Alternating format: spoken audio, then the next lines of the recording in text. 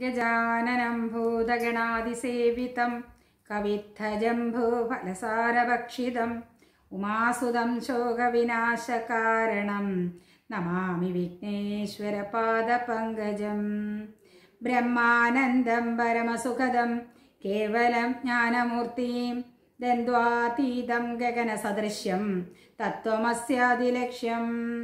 ഏകം നിത്യം വിമലമചലം സർവദീ സാക്ഷിഭൂതം ഭാവാതീതം ത്രിഗുണരഹിതം സദ്ഗുരും തം നമാമി. ചൈതന്യം ശാശ്വതം ശാന്തം വ്യോമാതീതം നിരഞ്ജനം നാദബിന്ദുകലാതീതം തസ്മൈ ശ്രീഗുരവേ നമഃ. ഗുരോർബ്രഹ്മ ഗുരോർവിഷ്ണു ഗുരോർദേവോ മഹേശ്വര ഗുരോർ സാക്ഷാത് പരബ്രഹ്മ തസ്മൈ ശ്രീഗുരവേ നമഃ. ഓം നമഃ ശിവായ ഗുരവേ സച്ചിദാനന്ദമൂർത്തയേ നിഷ്പ്രപഞ്ചായ ശാന്തായ നിരാലംബായ തേജസേ. നാരായണസമാരംഭാം ശങ്കരാചാര്യമധ്യമാം അസ്മദാചാര്യപര്യന്താം വന്ദേ ഗുരുപരമ്പരാം. ഓം നമോ ഭഗവതേ വാസുദേവായ.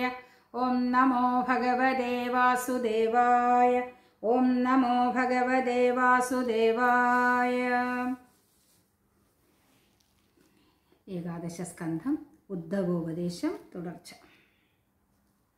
ഊർണനാഭിതൻ ഹൃദി തന്തുന വലകെട്ടും വണ്ണമേ നിരാകാശേ ശബ്ദരൂപാകാശത്തിൽ നിന്നിട്ടു പ്രാണൻ മനസ്പർശരൂപകനായി വന്നിട്ടു ചന്തോമയ മായാമൃതവുമായി ലോകേശൻ സഹസ്രാർത്ഥ പദവിയായിക്കൊണ്ടു ഓങ്കാരത്തിങ്കൽ ശബ്ദ സ്പർശ വൈചിത്ര്യഭാഷയാകുന്ന ഗായത്രിയും അനുഷ്ടുപ്പാദിയായ ഛന്ദസ്സുമിവയെല്ലാം ഉണ്ടായി വരും. പിന്നെ ഇക്കാണും പ്രപഞ്ചവും ഉണ്ടായതറിഞ്ഞാലും മന്ത്രങ്ങൾ തന്ത്രങ്ങളും നാനാഭാഷകൾ ബഹുപംക്തികൾ ഓരോത്തരം തന്നുടെ ഹൃത്തിൽ നിന്നും സൃഷ്ടാവിനാലെ ചൊല്ലപ്പെട്ടൊരു വേദങ്ങളും ഇഷ്ട്യാദികർമ്മങ്ങളും വൈദിക വിധികളും സകല ജനങ്ങളാലൊക്കെയോ മനുസരിച്ചകമേ എന്നാലുക്തമാകിയ വേദസാരം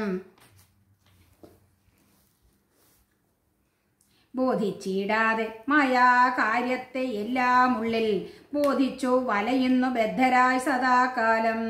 അതിനെ നിഷേധിച്ചു ചില വിദ്വാൻമാർ സദാ മതിയിൽ വേദസാരമാകിയോരവരോക്ഷ വിധിയെ ഗ്രഹിച്ചു വിജ്ഞാനികളായി നിത്യം.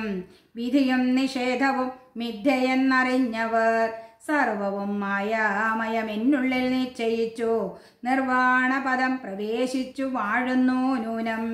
വേദങ്ങൾ ഗുണദോഷം രണ്ടായി വിധിച്ചതിൽ വേദസാരങ്ങൾ കേട്ടു ഗുണങ്ങൾ തന്നെ ദോഷം. വേറിട്ടിട്ടില്ല ഗുണം സംസാരമയമെന്നും വേറിട്ടുകൊള്ളുക ഗുണത്തിങ്കൽ നിന്നതിനുള്ള കാരണം ഭക്തി ജ്ഞാന വൈരാഗ്യമിവയെന്നും ധീരനായി സമ്പാദിച്ചു നിഷ്കാമകർമ്മം ചെയ്തു ഭേദമെന്നിയെ വാണു കർമ്മവിച്ഛേദം വന്നു മോദേന ദേഹാന്തത്തിൽ മുക്തിയും വരുമെന്നു നിശ്ചയിച്ചരുൾ ചെയ്തു കേട്ടോരുദ്ധവർ താനും. വിശ്വേശനോട് 15-മതും ചോദിച്ചു. വിശ്വേശ പ്രഭോ തത്വസംഖ്യകൾ ഋഷിവർഗം വിശ്വത്തിൽ 9 5 3 26 25 70 പരിചോടെട്ടും 96 40 17 19 16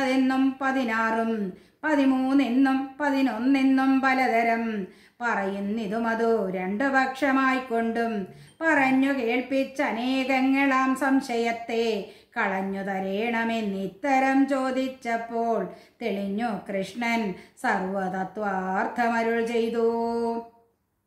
വിഷയം മായ തത്വ ദുർഘടമറിവാനൻ ഋഷികളെല്ലാവരുമെല്ലാ ദിക്കിലും ചൊൽവൂ. എങ്കിലോ മഹമിത്തം ചൊല്ലുന്ന ഹേതുവായി സങ്കല്പമയമായ നാനാത്വമെന്നാകിലും ശമവും ദമമിവ രണ്ടിലങ്ങടക്കുവാൻ അമിതമായ തന്നെ തത്വസംഖ്യകളായി പലരും പലവിധം ചൊല്ലി വെച്ചടക്കിയാൽ അലയാം മായാതത്വമേറ്റമെന്നിരിക്കലും അടങ്ങുന്നിതു ജ്ഞാനേന്ദ്രിയ നിഗ്രഹത്തിലും അടങ്ങുന്നിതു മനോനിഗ്രഹത്തിലും മായ യാതൊരു തത്വങ്ങളും പ്രകൃതി പുമാന്മാരിൽ ജാതമായതോ ബഹുതത്വമെന്നിരിക്കലും പ്രകൃതി തന്നിൽ തത്വം അടക്കും പുമാൻ തങ്കൽ പ്രകൃതി അടക്കവും എന്നു വന്നിരിക്കുമ്പോൾ പ്രകൃതി പുരുഷങ്കൽ പുരുഷനതിങ്കലും സകലം ഇവ രണ്ടും ഒന്നായിട്ടടങ്ങുന്നു. ആത്മപ്രാപ്തിയിൽ പ്രാപ്തമായിട്ടു നിന്നിടുമ്പോൾ ആത്മാവിനറിവതും പ്രകൃതിയതുമില്ല.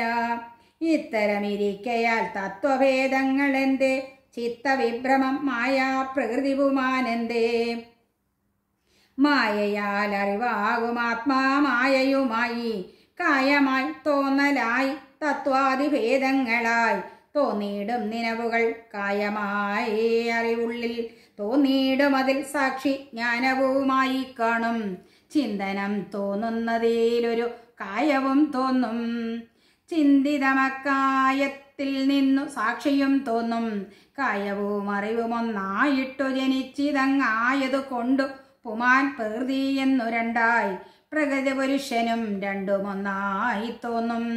പ്രകൃതി പുമാന്മാരും കർപ്പൂരദീപം പോലെ പ്രകൃതി ഭൂമാന്മാരെ തിരഞ്ഞു വേർപെടുത്താൻ പ്രകൃതി പുമാൻ രണ്ടും വേറായിട്ടില്ലയല്ലോ. മായാലോകവും ബ്രഹ്മജ്ഞാനവും കൂടെ ജാതം മായാ തത്വത്തെ എന്നെ ബ്രഹ്മത്തെ അറിവില്ല. മായ പോയി മറയുമ്പോൾ ബ്രഹ്മശബ്ദവും പോകും. തത്വങ്ങൾ കൂടാതെയും അറിയാം പുരുഷനെ. തത്വാർത്ഥമറിയുമ്പോൾ പുരുഷൻ സാക്ഷിയല്ലേ. തത്വത്തിൽ നിന്നു വേറായി അറിഞ്ഞു വേറുപെട്ടു തത്വവും താനുമില്ലാതാകുന്നു വിചാരാന്തേ. പ്രകൃതി പുമാന്മാരിൽ തത്വങ്ങളുണ്ടായി വന്നു. പ്രകൃതി പുമാൻ എന്ന തത്വം എന്നതോ പോരും ബഹുവായി തത്വങ്ങളെ പ്രത്യേകം നോക്കിപ്പോയി ബഹിർഭാഗത്തുഴന്നു തത്വവിഭ്രാന്തന്മാരായി. മായാ കാര്യങ്ങളെല്ലാം അനന്തം നില കാണാ മായാ കാരണ മാത്ര ഗ്രഹണം ഫലമല്ലോ. വൃക്ഷത്തിൽ നിന്നുണ്ടായി കൊമ്പുകൾ പത്രാദികൾ വൃക്ഷത്തിൻ മുകൾ എണ്ണി നോക്കിയാൽ നിലവരാ. വൃക്ഷവും ബീജമതും കാര്യം കാരണമിത്തം സൂക്ഷ്മം വേദിച്ചാൽ പോരും സാരജ്ഞനെന്നാകിലോ. തത്വഭേദങ്ങളെല്ലാം ആത്മജ്ഞാനങ്ങളല്ലോ. തത്വജ്ഞാനങ്ങൾക്കൊരു വക തത്വങ്ങൾ പോരും ആദിയില്ലാതൊരവിദ്യായുധ പുരുഷനെ വേദിക്കയല്ലോ തത്വം ചിന്തിച്ചാൽ വരേണ്ടതും. തത്വത്തിനടക്കത്തെ നോക്കുന്നതല്ലോ യുക്തേ. തത്വനാനാത്വം നോക്കിപ്പോവതോ സാരമതോ. പ്രകൃതി തൻ്റെ ഗുണമല്ലാതെ മറ്റൊന്നില്ല. പ്രകൃതി തൻ്റെ അന്യവസ്തു സംഗ്രഹത്തിനും പ്രകൃതി തന്നെ അറിഞ്ഞിടുവാനതിൽ നിന്നു പ്രകൃതി തന്നെ വേണം സർവത്തെ അറിവാനും. പ്രകൃതി തന്നെ വേണം പുരുഷൻ തന്നെ കാൺമാനാകയാൽ പുമാൻ താനും തൽപ്രകൃതിയുമായി ലോകാദി സർവമുള്ളതതിനാലിവ രണ്ടും വേദിച്ചിടുന്നതല്ലോ സർവതത്വങ്ങൾ സാരം. വേദിക്കും പ്രകൃതി പുരുഷ സംയുക്ത തത്വം. അജ്ഞാനാൽ പ്രകൃതി പുരുഷന്മാർ തൻ്റെ ഭേദം വിജ്ഞാനമില്ലായകയാൽ ജ്ഞാനവിജ്ഞാനമായും സകലം നിശ്ചലമായി ഞാനെന്നും അഭേദമായും സകലം തോന്നുന്നതു പ്രകൃതി തൻ്റെ ഗുണം. സകലം നിശ്ചലമായി ഞാനെന്നു ഭേദമായും സകലം തോന്നുന്നതോ പ്രകൃതി തൻ്റെ ഗുണം.